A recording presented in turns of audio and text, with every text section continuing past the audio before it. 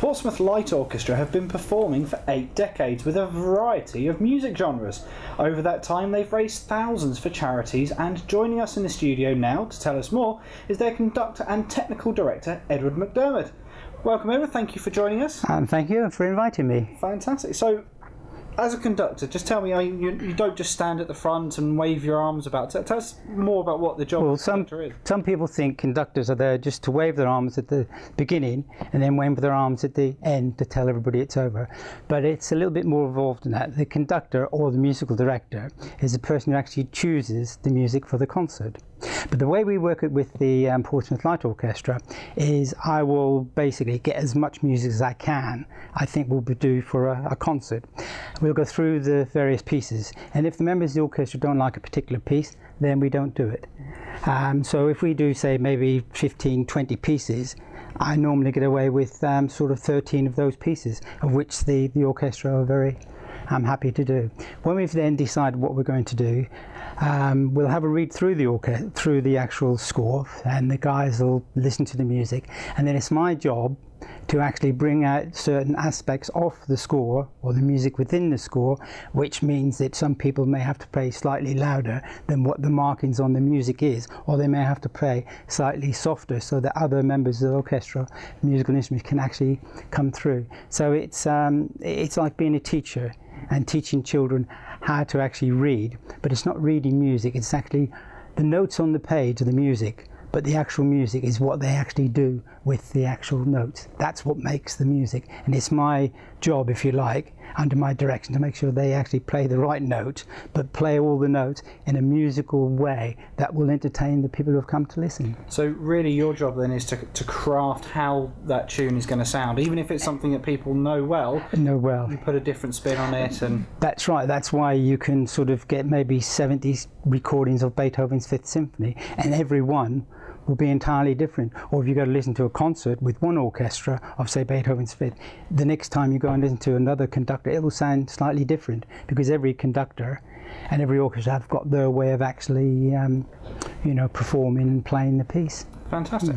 And many of us would have heard of like Philharmonic and stuff like. What does light orchestra actually mean? Well, light orchestra is the basic of it is light music, and in the concerts we do, the majority of the music we play is of what they call the light genre of music. Music you hear in the cinema, music that may introduce a television program. For instance, Dr. Finley's Casebook.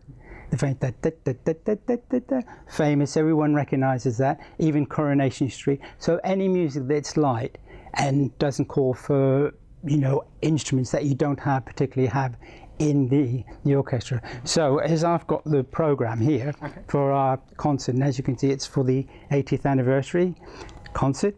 Okay, and inside, actually, I've got the actual programme, and if I can just read you some of the items we're doing. Okay, we start off with the Florentina March, which actually was written by the same guy who wrote Entry of the Gladiators, Czech composer. Then we have a piece of classical music, Semiramis, and then we have a piece of light music, La Paloma, which has actually been recorded as many times as Paul McCartney's Yesterday. Okay. Then we have a violin solo. Then we have Lord of the Dance, which actually was the ongoing thing from the Michael Flatley's Riverdance thing. So this is the next thing he did. So quite a range that really links you in with the city of Portsmouth. Anything synonymous with maybe the naval history? Well, my naval history is actually I was in the Royal Marine Band Service for 28 years. And my predecessor at the orchestra, Bob Loft, I actually served with him in Portsmouth Band. When Bob passed on, just prior to passing on, he asked me would I like to come and have a look at the orchestra, and I came along. And when he passed on, the orchestra then said, would I like to take over? His wife, Val Loft, she is the sort of the engine room of the orchestra, and she's just about to celebrate her 80th birthday also. So I'm not sure she'll be too happy that you've just. Oh no, she doesn't mind. She doesn't mind. Yeah. So she's the main engine work of She does all the advertising. She actually prints the programs, and another girl in the orchestra, Francesca, she does all the notes for the program, and it's all self-sufficient.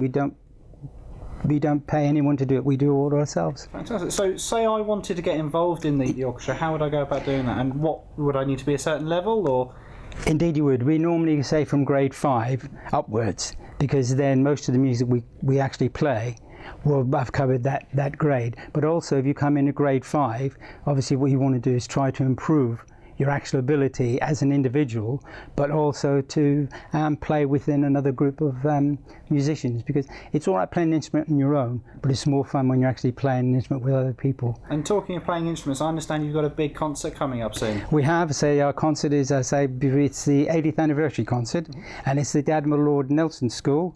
And we're hoping to get probably about 160, 180 people attending it. Fantastic. And what day is that going to be? That date, Sunday the 10th of October at 7:30. And we normally do our concerts on Saturday, but unfortunately this year, because it was already booked, we've gone for the Sunday.